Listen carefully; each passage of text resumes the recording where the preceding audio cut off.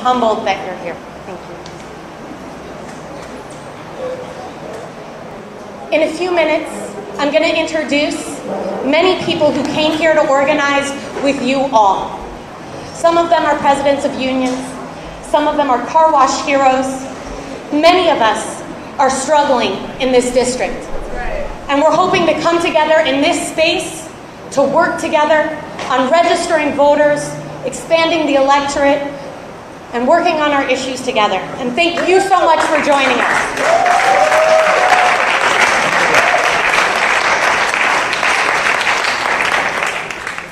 I want to recognize the council members that joined us. Thank you, Richie Torres. Thank you, Brad Lander.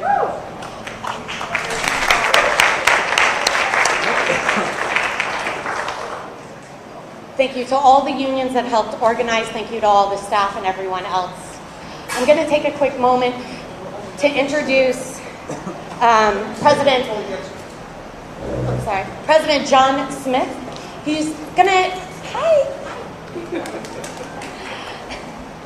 I want to introduce John. I want to introduce Jonathan Smith from the Postal Workers.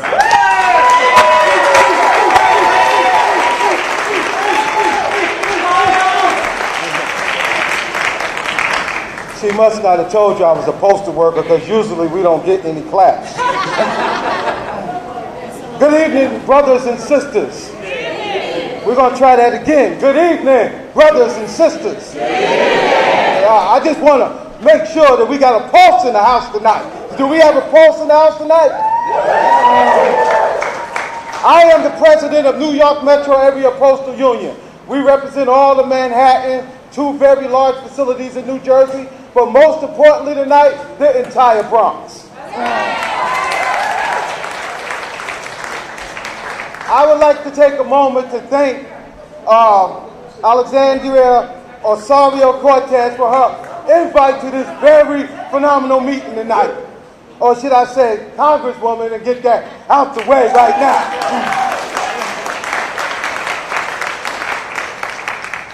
I would also like to thank Addie for your inspirational story and coming here tonight, because I am so moved by your movement. Because it's not just about the postal workers, it's about the labor movement. It's about Medicare for all. It's about simply finding a way for people caring about people. That's right. I saw when I came here that the weather was starting to change. And the weather was starting to change because of what's happening right here. There's a groundswell starting to move, and it doesn't matter who's in the White House, because in 2020 they will be in the outhouse. But for now, we must come together, and I want to talk to you about something that's very exciting, in particular for the Bronx. And what I'm talking about is postal banking. Postal banking is a beautiful concept that we're bringing that. You see all the people with the gold shirts? Stand up, gold shirts. That's my postal banking group. Whose post office? The people's post office. The U.S. mail. It's not for sale. That's what we say. It's the people's post office. And it's important that you recognize that it's called a postal service for a reason. The government wants to turn it into a postal business, but it is a service for the people, by the people, to serve the people. And when it's not serving the people, it's time for the people to stand up and be counted.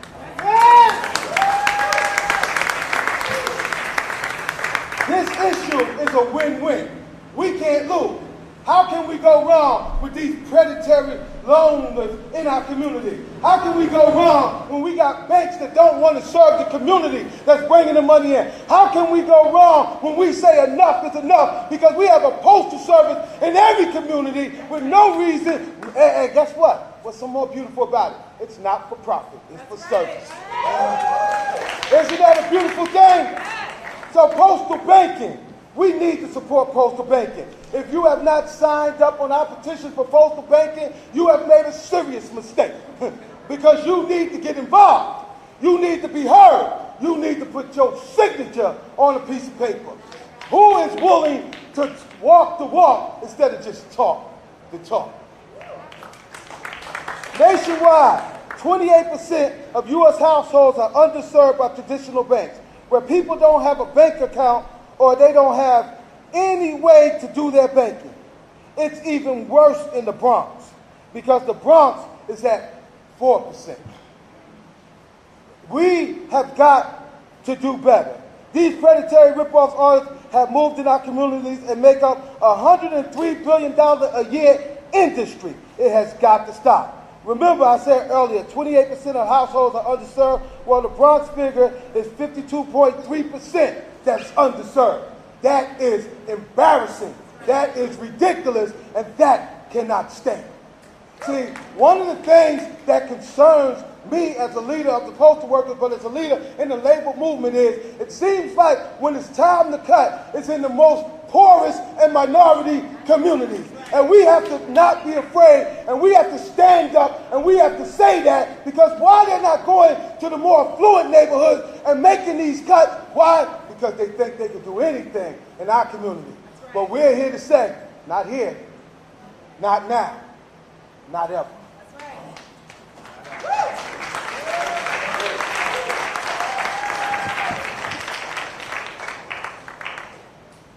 What are we calling for immediately is to have Postal Service do what it can right now without having to pass congressional legislation.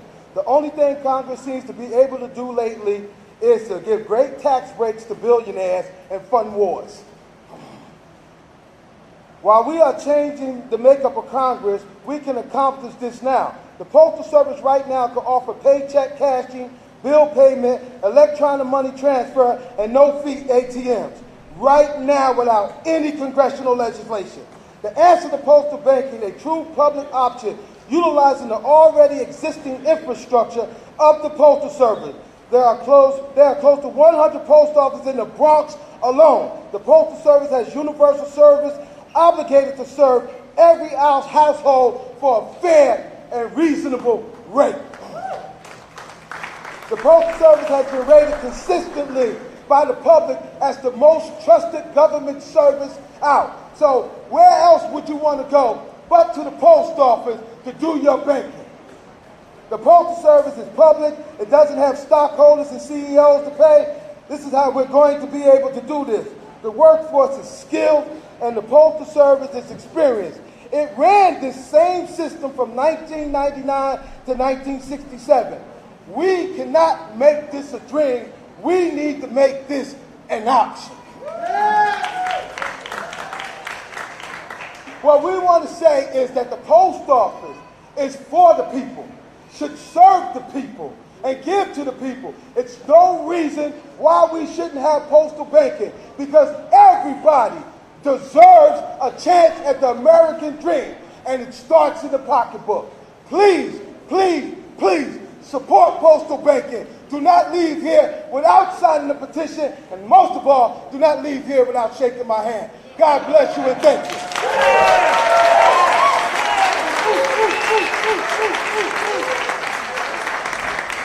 Wow, thank you so much. I know I'm pumped for expanding financial services and making sure that not one more post office closes in our district. I'd like to invite up a car wash here. And we're going to listen to his story, and we're going to actually have to have some translation. And I hope that all of us are open to some bilingual approach. This is the Bronx. This is New York. And thank you, David, for joining us. Please come tell us your story.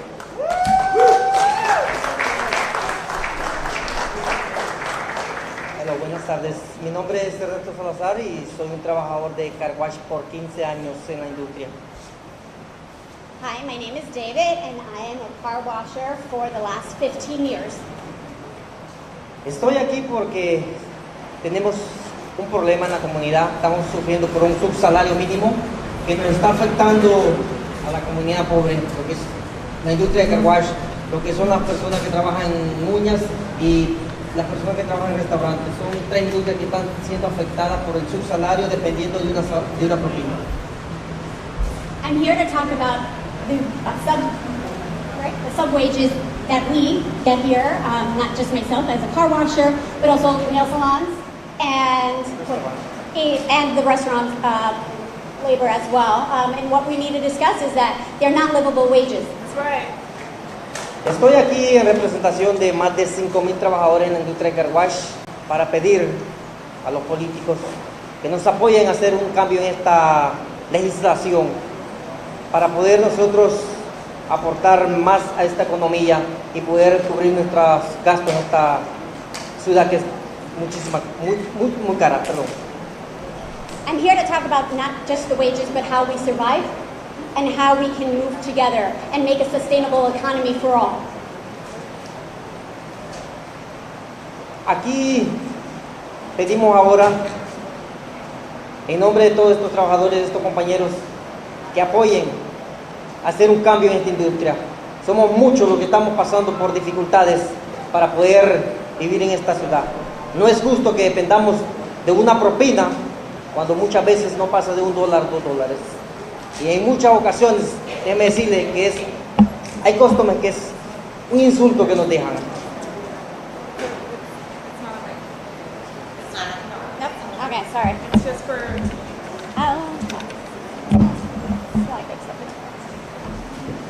So what we're trying to talk about is legislation. It's talking about the industry as well, and it's talking about making sure that we all have livable wages, making sure that you understand that we shouldn't live in poverty, that we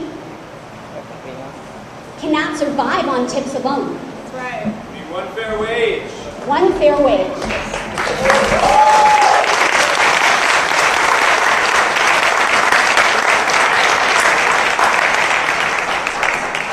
Gracias por el apoyo y esperamos que los políticos escuchen nuestra voz y que apoyen toda esta comunidad que está pasando por esta dificultad con este subsalario mínimo, dependiendo de una propina. Muchas gracias. What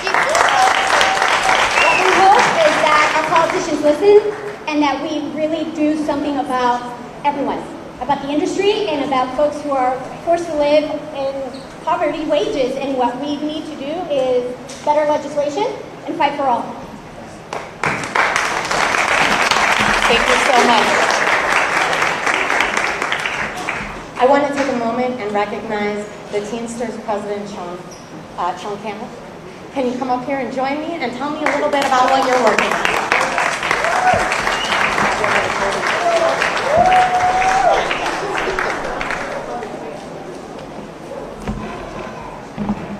So good evening, everyone, and thanks for having me here in the hot Bronx. But listen, the reason I'm here is because we have a very serious issue happening. You know, I represent private sanitation workers all throughout New York City, Westchester, and Long Island. The job, when I started over 30 years ago, wasn't like it is now. Years ago, we made a good wage, we had great benefits, and now, guys who are starting in this industry are making less money than I made almost 30 years ago. That ain't right. You know, all of a sudden, the sanitation has become a very sexy issue. You know, and all of a sudden, everybody wants to stand up for people of color. Well, the truth be told is that they're exploiting people of color. When you look at this company, Sanitation Side, which is housed right here in the South Bronx, what happened with these two individuals that were murdered, because that's what it was. One gentleman, Maktu Diallo, they said that he was a crazed homeless person and tried to jump on the truck, when in fact, the guy went to work and he worked each and every single night for this company. You have another guy, Mr. Clark, who suffered the same fate by the same driver and the same company. It's not right. That ain't right. The Teamsters are trying to change things through transform, don't trash, and waste zones. You can help by signing our petition, and over here in the corner you'll see some of my guys with blue shirts. We have petitions and different things that we're asking you to sign for Maktu Diallo and also for Mr. Clark, because they need justice. Yes. All right? Enough is enough, and that's it. Thank you very much. And oh, by the way, please, contact your council people and ask them to support the waste zones. Thank you. Thank you, brother. And with sanitation comes environmental justice. So I want to invite up Danny Peralta, thank you so much for joining us. Good evening. Good evening, everybody. You guys hear me okay? Hear me okay? All right, that's better. Again, my name is Danny Peralta, and I have the distinct pleasure of being the Executive Managing Director of the Point Community Development Corporation, a couple blocks from here. Say what's up to the point, that's what's up. We're in the house. Again, I want to take the time to thank you and the audience for being here today. This is a big deal for us to be able to present our work. Today we want to talk about three main issues that really are pertinent to our community. One being waste equity, the other being the Sheridan Expressway, and the last one being the community work that we're doing around the South Bronx Community Resiliency Agenda. Around waste, again, we've been driving campaigns now for environmental justice for over 25 years. And because of this work, again, we've been at the front lines of citing some of these racist practices of leaving toxic infrastructure in power plants and highways in our communities. You know, we've been working with folks like Nisha for the last, 10 years or so to, again, address the issues of our community being dumped on. A third of the waste comes to our community from New York City, and thousands of trucks, again, idle and come into our community every day, making it really unsafe for our community, adding to the pollution, and obviously adding to the the high asthma rates that we've experienced for years. That's right, yeah. For nearly a decade, again, our organization has worked alongside some of the allies to pass some waste equity legislation, to help reduce the burden of truck traffic in our community, and also, again, to look at how our overburdened low-income community, and not only in Hunts Point, but also in other communities like North Brooklyn and Southeast Queens. Again, the waste industry is very powerful, as we know, and this is why we're working in solidarity to make this happen, especially in the Bronx. For the last couple of years, we've dealt with trying to work with elected officials, again, that were not interested in really supporting these bills up until very recently, when they started seeing, again, the pressure from the media, as well as, again, some of the pressure that's happening within the own party. So it's very important, again, that we galvanize this opportunity now to continue to push for more equity waste in our communities. Another piece, again, that we're here to talk about and address today is our Sheridan Expressway. A little over a year ago, we thought that we had an amazing opportunity to decommission that highway and create more green spaces and highway and opportunities for our community to access the waterfront. That's been turned upside down very recently with the state deciding that they wanted to build ramps to take away access to new parks that we've built in the last 15, 20 years, which is a huge problem. Please say boo to that. Please say boo. I want to hear that, because that's BS, right? Yeah, we don't want that in our neighborhood. We want to continue to get access to these green spaces. And again, we want to elevate this idea that not only were these spaces built for the community, but we fought for them. And we refuse to let them be underutilized. And again, we refuse to be choked out yet again by these racist practices of building ramps in our community and compounding it where we've already been fighting for years. The last piece, again, we like to fight, but we like to build at the same time. It's very, very important to us, right? We're not just out here on the front line saying, oh, this is what's happening in our neighborhood. We have plans that are very active. We've been working with people like Nisha and the Northwest Bronx Community Clergy Coalition and people like Bronx, the Greenway Co-op to bring, again, resiliency to our neighborhoods. And that looks like the South Bronx Community Resiliency Agenda. Please look that up. Again, these are our plans to not only secure our community of the potentials of climate change, but also to start creating opportunities around just transitions, around new opportunities to bring jobs and, again, change the playing field. Please use this as a model for what's happening nationally. Please think of the Bronx as a practicum site for what is going to happen 30 years down the line that's actually going to survive and actually do something for our communities. Now's the time to make that change. Now's the time to actually activate the community properly. Let's be community-led. Let's continue to fight for environmental justice, and let's do it together. Thank you very much. Let's do it together. We're going to do it together tonight. Everybody that's here and speaking tonight up in front of you is also running tables in the back after, and we want to get to organizing as soon as possible. So I want to invite up Sanji from CWA to talk about runaway inequality, and Janice.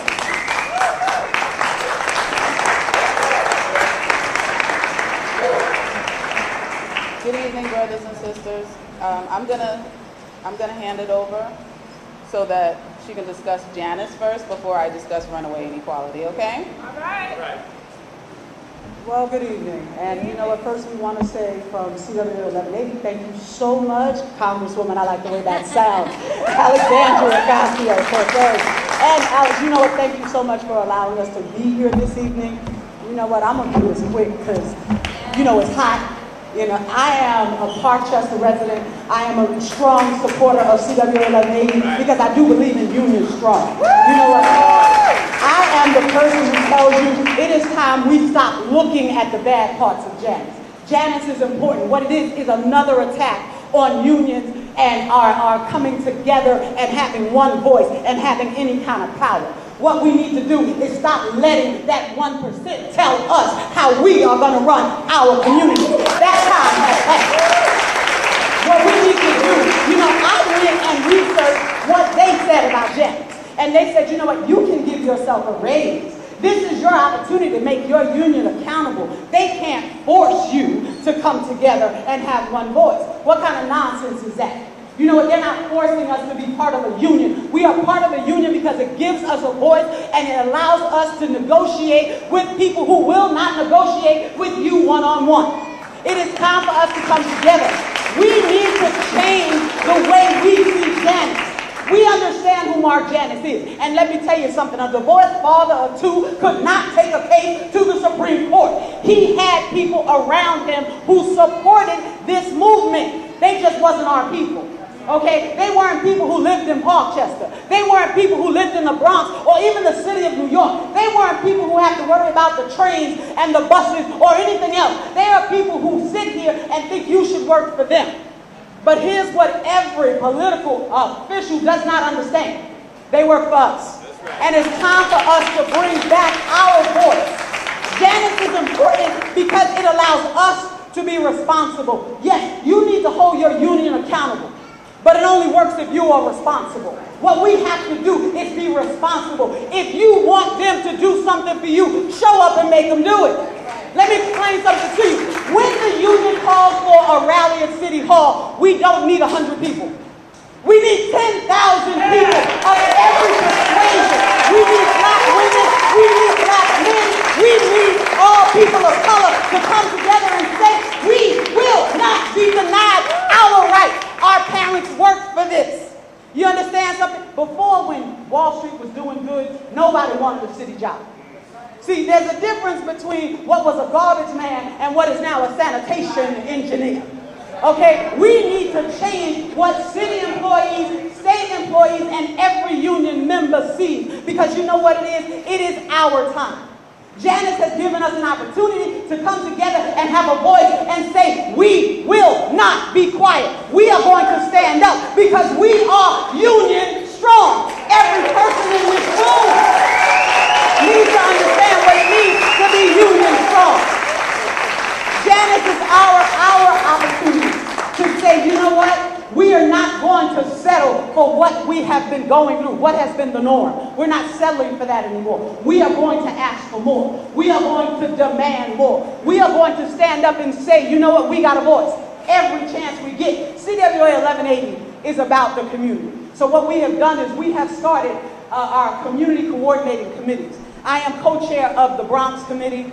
Every member of the Bronx can come out. If you live here, you have a voice here. You can come out to the Bronx community committee. We meet usually every Thursday night in Lincoln Hospital, but we do go around to different communities. And what we do is we give a face to the union.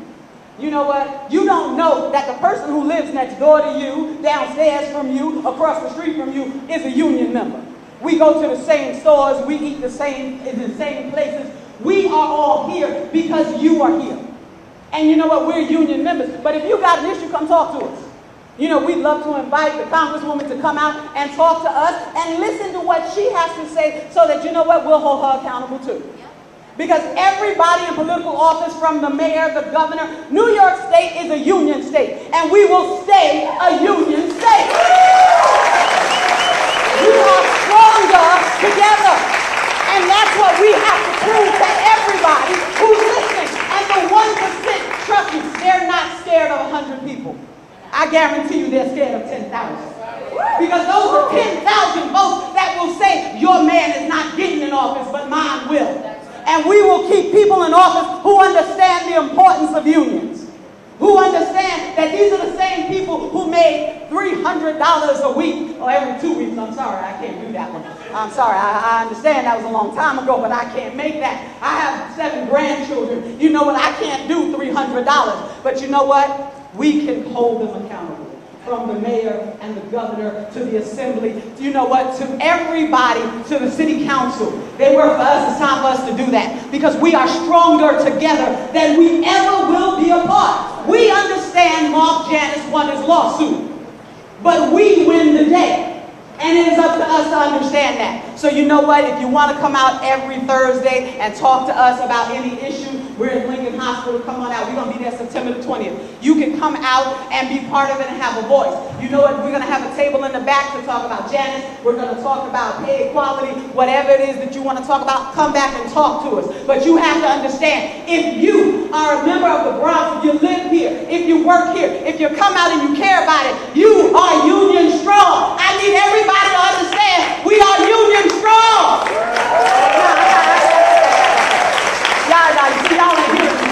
Y'all ain't hearing me. Y'all aren't getting upset enough. You're not excited enough. I said we are union strong.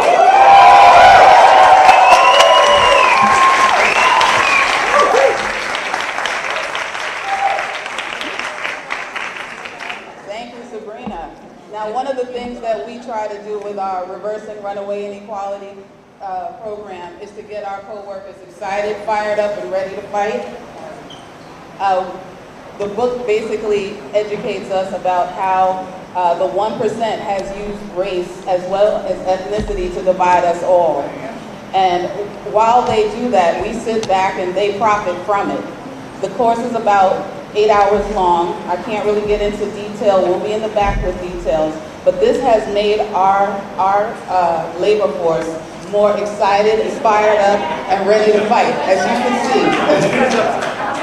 Oh, you got paying attention. Please come to the table in the back. It's going to be quite an interesting conversation.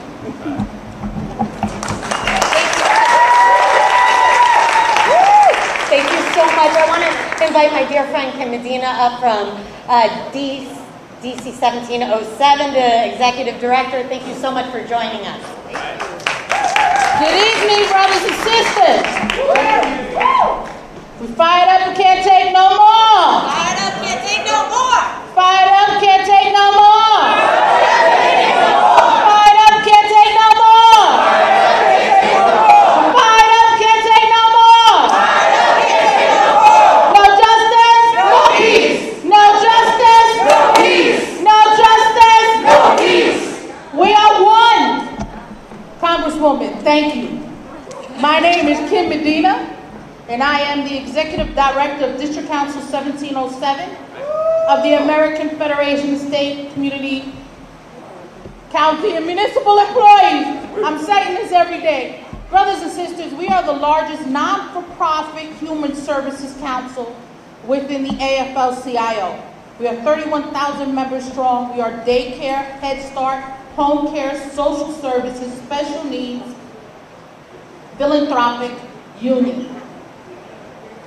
Most of my members are Bronx residents. I'm born and bred. I'm one of 5 Puerto Rican Hawaiians that were born in the Bronx by my parents. So Boricua to the court with a Hawaiian mother. She learned how to make rice and beans because my father wasn't about to take that any other way. So we all need to be very aware of what we're doing today. We have to know that with Janice versus AFSCME, and I'm ashamed that Mark Janice was a member of AFSCME, one of the largest unions in our country. He took down a whole union. 1707 is not affected by it because we receive federal fundings and we're not for profit. But we are afflicted by it because our brothers and sisters who opt out of the union, who could be sitting right next to you, will now become an at-will employee. That ain't right. Because that's what happens. What happens is they still get your benefits, same wages you make, but you have a better fighting chance. But we as a union have to represent them. but when the chopping block comes, they'll be the first to go. And so it's our responsibility to educate our young. This year, 1707 took on 6 interns from the ages of 15 to 18. If we don't get them out of the cradle, brothers and sisters, the labor movement is going to die. It's going to die. And the progressive movement will disappear. Because out of the unions came the civil rights movement and the progressives. And there's nothing wrong with the word progressive. Let's remember that. Let's say it loud and proud. It's not an evil thing. This is not the McCarthy era. It's the Trump era. But you know what? We got to thank 45. You want to know why? He galvanized the movement in this country. They did not think that the people would speak. The Me Too movement, Black Lives Matter, the labor movement. My sister is right. He has galvanized the labor movement. It woke us up and to do what we do best, and that is organize, mobilize, and strategize. And with the congresswoman that we have before us, look out, our voices is going to be heard on Capitol Hill. But we have to remain diligent right here in the streets. Right here. It starts in our daycare centers. Many of you take your children to our daycare centers. And when they're 1707 members, our teachers have to have the same certification as DOE teachers. And we make 40 to 60% less than our counterparts. And that ain't right. There's no way that a teacher who has special education needs, who has a degree, should be making $45,000 a year, but her first year in the Board of Education will make $63,000. That's a travesty. My Head Start teachers are held to the highest accountable number, and yet he wants to decimate that. President Obama believed in it. Education starts early. Plenty of city council members, children, they were children in the daycare and Head Start. The president of the assembly, Carl Hastings, was a daycare member and a daycare child. The president of the United States, let's talk about Barack Obama, because that's who really is the president, because he's still doing his job out there. Because he's out there. But brothers and sisters, we have to wake up. We have to be alive. Today is a rebirth.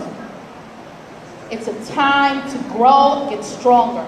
Because the working class poor is no longer middle class. It's a combined income of $60,000 a year.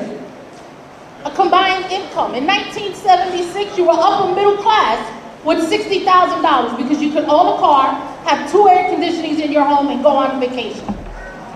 How many of you at $60,000 can go on vacation besides going to Orchard Beach? Now, let's be for real. I came into office and my predecessor made $180,000 on the backs of the lowest paid people in this city. Home care workers, daycare workers, their average income, and in special needs, and one of my presidents is here today, Glenn Turnbull, who works in mental health and special needs, the average income is $21,000 to $30,000. And they work longer hours. And they don't, Kat knows that. She's down at 1707 a lot. We talk a lot. They work longer hours. And the only thing they have is the voice of the union. I cut the salary in half because I should not be that far removed from my members that I don't understand their struggle. 3 years ago, I was a direct care worker just a year ago, making $40,000 a year. 2 years prior to that, my teen daughter had a baby, graduated from high school, and I was $40,000 in debt. I understand the pain in this room. I filed bankruptcy in order to feed my family. How many of you have done it? Let's not be ashamed. I applaud you, my sister. There's nothing to be ashamed of. Because you know what? We steal from Peter to pay Paul, and that should not be. Not in the richest country in the world. It should not be. It's a shame.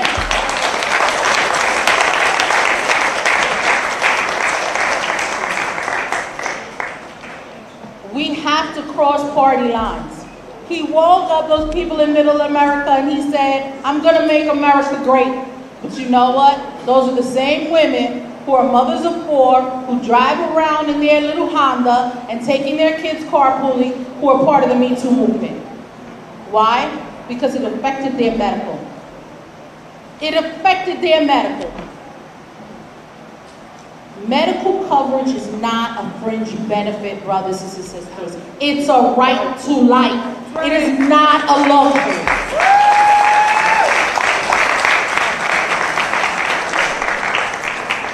We should not be ashamed to say, I need help. Many of my members are receiving food stamps in order to feed their families. That ain't right. Now that ain't right. And living in the Bronx, we know how gentrified we're becoming. We know that. A 1-bedroom on Andrews Avenue, they call a junior apartment, is $2,000 a month in one of the poorest districts in the Bronx. And most of those people there are union members who are standing strong and going to work every day. Look at each other, brothers and sisters, and say, look to your neighbor and say, you have the right to live. You have the right to live. You have the right to live. You have the right to a prevailing wage. You have the right to medical coverage. That's it. Say it like you mean it. You have the right to live. You have the right to a living wage. You have the right to medical coverage. You have the right to put food on your table. You have the right to put shoes on your children's feet. And you deserve that. And I demand it. Take back what was taken from you.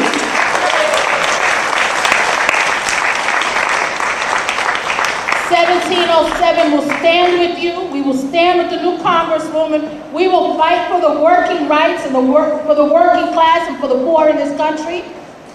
And we will stand with the struggle toe-to-toe, arm-to-arm, because we will be the armor bearers with our brothers and sisters in labor. Brothers and sisters, our time is now.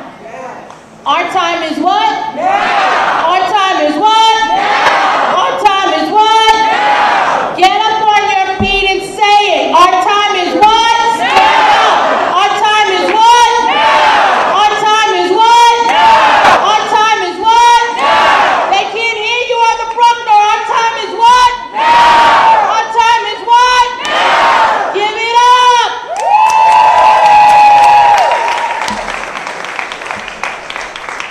I thank you, my brothers and sisters. We're here in solidarity. Whatever you need to know about 1707, we will assist you in. And have a blessed evening. Congresswoman, God bless you, and thank you for coming to the place.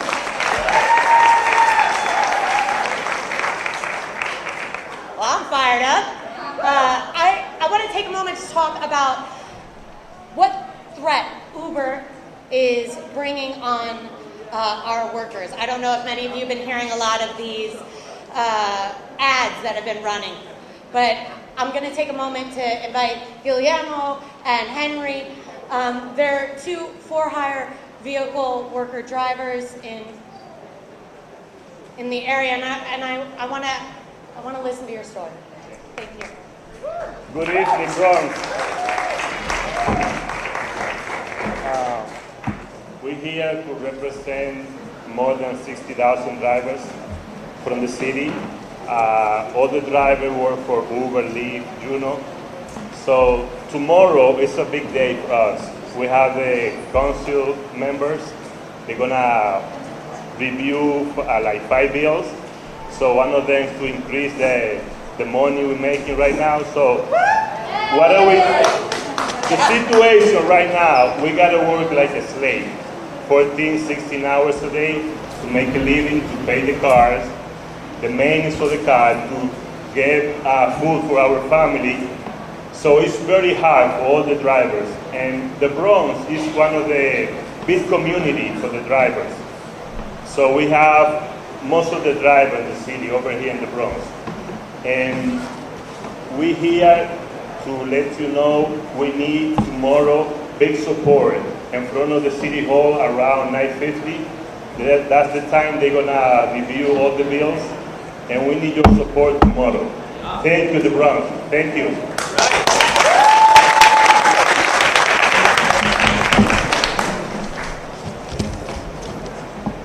It's my honor to speak in front of all of you today. I am the organizer, and he's my colleague. My name is Henry the 15th.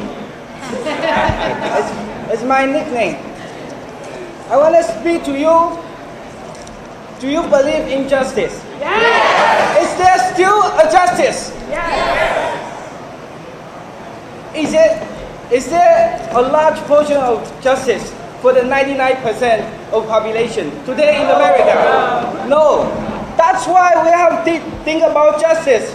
Wherever we go, wherever we feel the injustice, we have to make a difference. That's why we have to speak to in behalf of our brother and sister who are driving in the Uber cab, Lyft cab, the taxi drivers. We are here to represent them, and we are here to make a change. And we gotta know, if we cannot change, this is a continuation of the segregation, but just in another form. It's between the 1% and 99%. It's no longer people of the color or, you know what people, it's a segregation of the rich and poor. And it has been continued for the decades, and we must make a change. And, you know, I am an immigrant. You know, I am so proud to be immigrant. I went to the first American school at 14 years old. And a lot of my classmates already dropped out. I was the only one who went to the, college for my middle school. I believe in educating people, empowering people. That's why we're able to make this world better. And we have heard a lot of the, how Uber driver treating the passenger, in a bad way. But in the reality is that a lot of our drivers, they get treated very poorly by the passenger. They get abused by the system. So we just call tomorrow morning, like at the City Hall at 9:50. We want your support. If you're able to get there, please do so if you believe in justice for everyone, especially the 99%, because we are the ones who need the justice the most.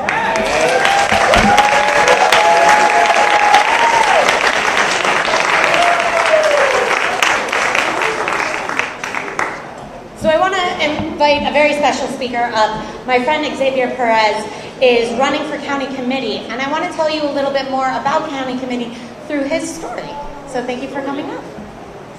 Hello all. Good evening. My name is Xavier Perez. Unfortunately, I don't live in this district. I live in the neighboring district of Toronto, but of course I'm still here to support Alexandria and this wonderful community. So I'm here to talk to you briefly about county committee and committee membership. So I'm in fact, as Kat said, running for county committee for committee membership in the Bronx this September, which is right around the corner. But county committee is the local grassroots governing body of the Democratic Party within a county, so the Bronx. And so what the committee does, its main function is to reform the platform as well as the rules to the party every 2 years. And the people that do this are committee members. Now, who's a committee member? And so committee members are advocates and organizers who live in their community, who engage their neighbors by coming out to, getting them to come out to voter registrations, listening to their concerns and addressing some of those concerns by bringing it to the attention of elected officials.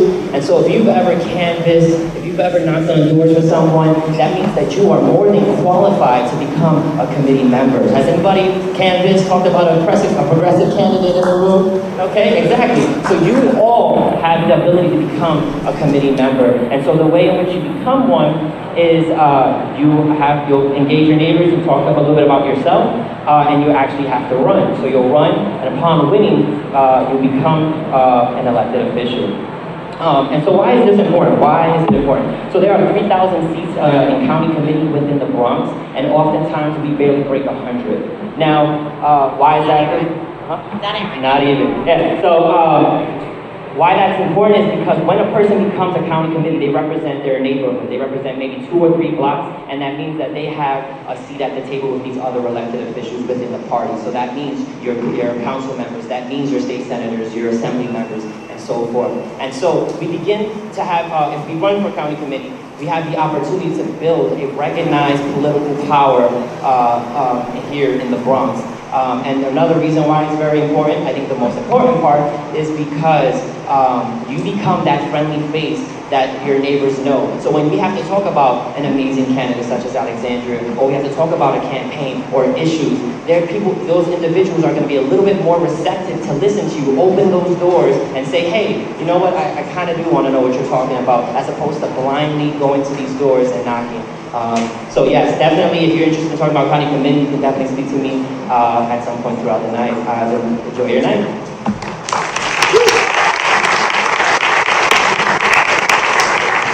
So we heard a lot about a lot of organizing.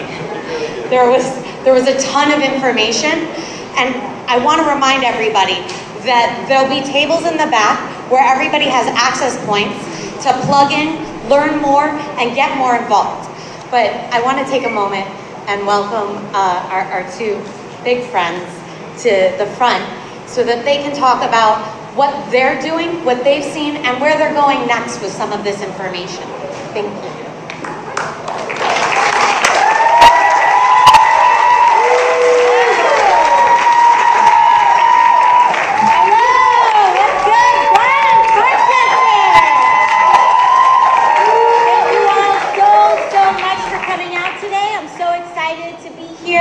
With my good friend Adi. We want to talk a little bit about what we're hearing today and what we're talking about today and what today is all really about. It was really important, I think, for us to gather today, no matter how hot it is in here, no matter how sweaty it is in here. We've got like 2 fans. But I think everybody coming out here today, seeing, despite the heat, really shows how committed we all are to transformative social change. That's right. This is about commitment. This is a testament to commitment. And I think a lot of times, especially in communities like ours, for those who don't know, I'm a 3rd-generation Bronxite. I live right over here in Parkchester, so we're right here in the neighborhood. And oftentimes what happens in our communities, especially in the Bronx, is that there's kind of a psychological disenfranchisement that happens. We walk around every day, we wake up in the morning, we walk to the train, we go to work, we come off the train, we come back, and we think that nothing's happening because we don't see organizing happening. And because we don't feel seen, one of the reasons why I wanted us all to come together is because we need to see ourselves. We need to see ourselves in this community. We need to see how we are doing the work that we need to really reimagine what leadership means.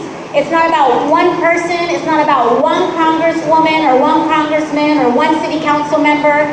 It's not about being leadership, it's not one person having a position of leadership, but as Elizabeth Xavier says, who does climate justice for Puerto Rico, it's about seeing that our community is leaderful. Our community is leaderful. We have organizers and we have people here who care, and that requires us to come together all the time, sharing what we're working on, sharing what we're talking about, because it's not just about organizing for an election, it's about organizing for tuition-free public college. It's about organizing for Medicare for all. It's about organizing for a federal jobs guarantee. Above all else, and I think one of the things that we see today, it's about organizing for a 21st century labor movement in the United States. And that comes from communities like ours the most. So for those of you who may or may not know, I spent the last 9 days. I know it seems like an eternity, but it was just 9 days that I was out traveling the country. I was in Kansas, Michigan, California, St. Louis, stumping for other progressive candidates across the country. And people said, thank you, and a lot of them are up for their election day is today. I'm gonna fly out and do one more before this Saturday, Kanyalaing in Hawaii. And the reason for that, they say, oh, why is she going out there? You know, she needs to stay in the Bronx. But what we need to realize is that our struggles are linked. That all of our issues are linked together. They don't want us as people here in the Bronx to see our struggle in the people in Detroit, in the people in St. Louis, in the people of Baltimore, because they don't want us to realize how powerful we really are. And what the truth is that when we come together, we can get these things done now. We can get it done now. Don't let anybody tell you that this is pie in the sky. Don't let anybody tell you how are we going to pay for it when our current healthcare system costs more than a single-payer system does right now. Don't let anybody tell you that we can't afford tuition-free public college when we don't even have enough skilled laborers to fill the jobs that we have right now. And don't let us get to 30, 40 years in the future and tell our grandchildren that we couldn't save the planet because everyone was asking, how are you going to pay for it? We need to save our planet, and we're going to be there in that future. We're gathering to organize, we're gathering to fight, because 50 years from now, I know that I'm going to tell my grandkids, we saved the planet, we created single-payer health care, because we care about their future, and we care about this country. And so one of the people who has come here to show that solidarity, who has surpassed all the odds and done all the organizing, I want us to give a really big, beautiful Bronx welcome to Addie.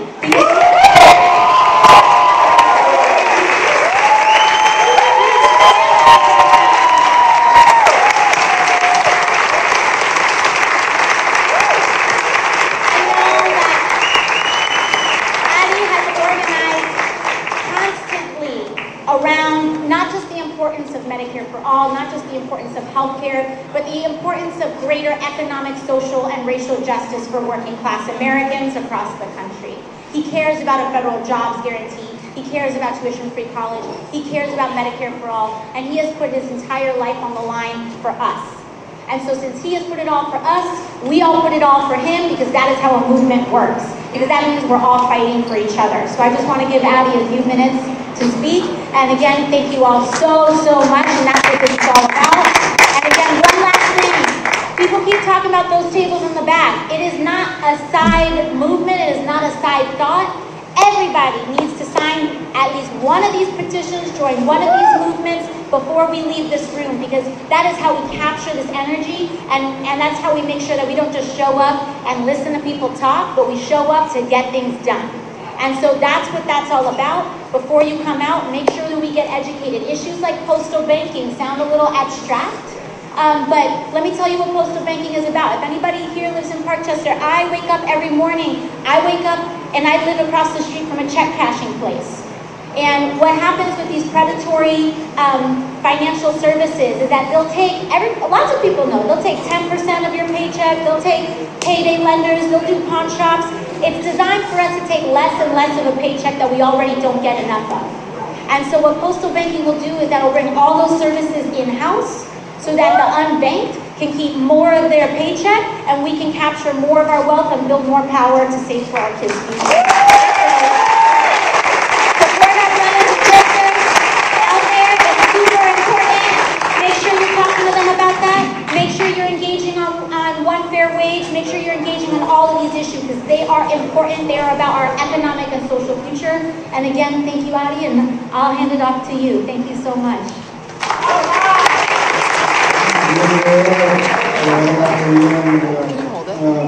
Alex, thank you first of all for holding my meeting. Thank you right in my mouth. I am so inspired and energized to be here with you and the hundreds of people in this room. There is standing room only.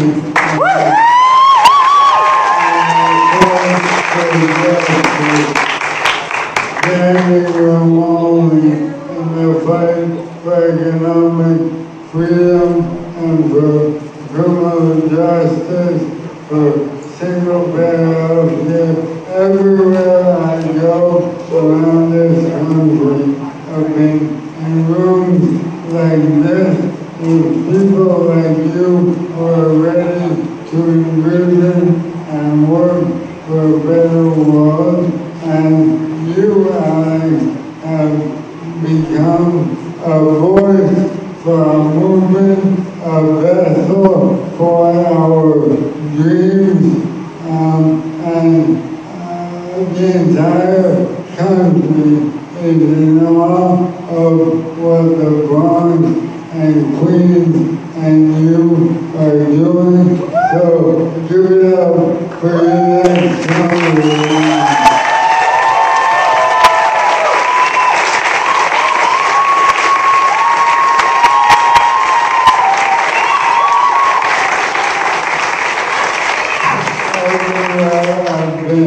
Over the past 5 weeks, from California through the Great Plains and the Midwest, every time I mention her name, the crowd goes wild. And I think that all of you in this room and Alex have taught us a couple of things in these last few months. Number one, the power of vision, the power of putting our ideas on the table, the power of stating with clarity what we believe, the power of not negotiating with ourselves, and your constituents here and all your fans around the country have responded to that vision. So I hope that all of you in this room hold that in your mind and your heart for the rest of your lives. That standing up for what you believe in conveys a power and a message to the people around you that is magnetic and empowering and will bring people along with you. So that's number one.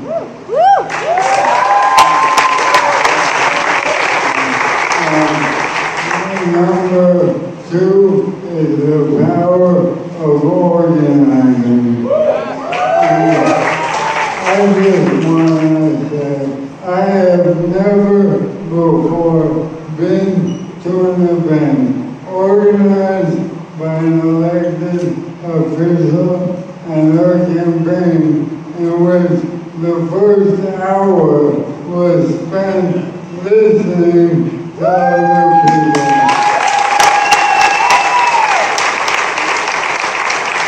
Listening to the representatives of working people, the representatives of community, and I think it speaks volumes about what Alex believes she is doing, what Alex believes her job is. It is to be a voice for others, not a voice for herself. And in order to do that well, she needs to begin by listening. And organizing the campaign did in partnership with so many of you, so many organizations, transformed our nation's politics and speaks to the power of connecting elected officials with movement, not in a superficial way, but in a deep way from day one. It's a model that we have to take from coast to coast. For a number of years, when asked what my political ideology was, I said, you know, I'm kind of a democratic socialist. But I never said it publicly, and I never paid my dues, and so I think tonight is a good time to start. I have here a check for $120 from my wife, Rachel, and I to each become members of DSA this year.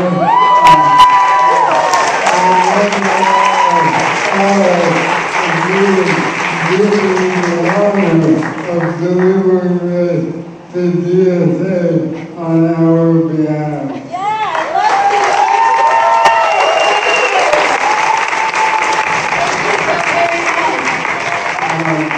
A couple other quick things. I was so inspired to hear the stories of Uber and Lyft drivers, of sanitation workers, of postal workers, of the men and women who live in this district, caring for our kids and our elders and disabled people like me, and the members of CWA who are taking the lemons of Janice and turning them into the lemonade of worker power and solidarity. I work at a place called the Center for Popular Democracy, and about 2 years ago, when our employees came to our president and leaders who were sitting right here in the front row and said, here are our union cards. We want to bargain collectively to make our lives better and make this organization better. The management said, God bless, let's sit down and hash out a contract that you are happy with, and they are now members of CWA. I am proud to work I'm grateful to CWA for fighting for our staff.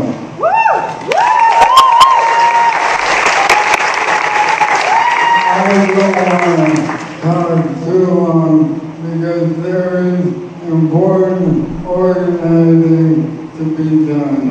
And so I just want to say that America is watching what we do in New York this September and this November.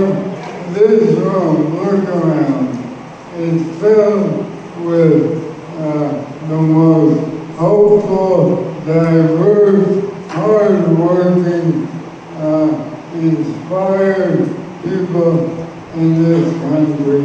And New York City is filled with millions of us.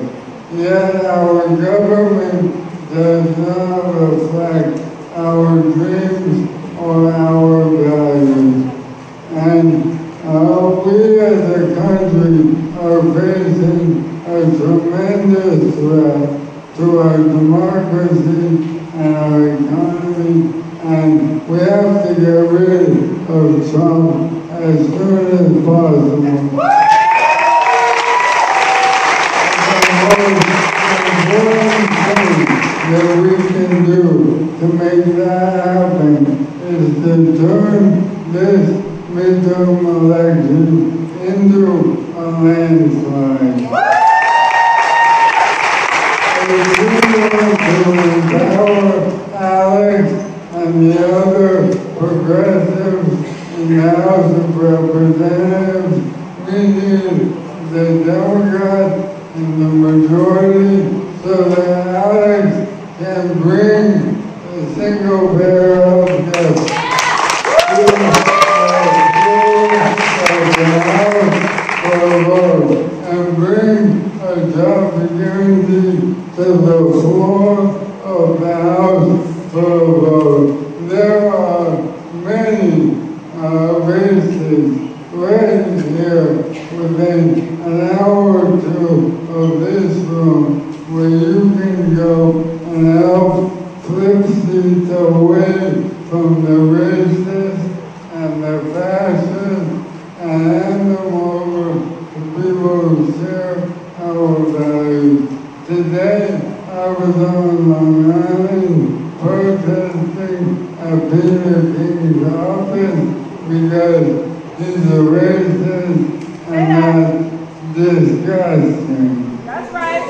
So, in the coming weeks, I hope that all of you will take the energy in this room and the vision that you've heard today and the hopes and the dreams of your family and your friends and your community and do everything that you can to help Alex and help me build the political revolution that we deserve.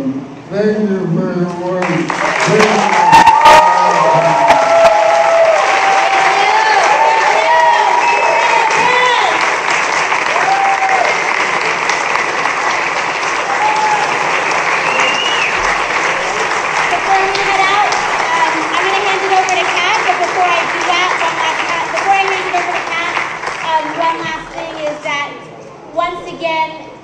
I'm so thrilled and honored by folks calling me Congresswoman, but I'm not Congresswoman yet.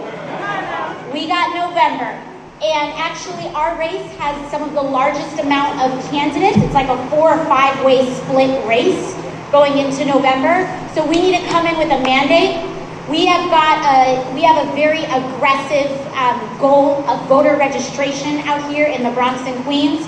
We want to register 20,000 voters before November. And the only way, and it's extremely important goal for us because it's not only to change our election out here in November, but it's to make sure that the Bronx and Queens have greater sway and greater power in citywide and statewide elections.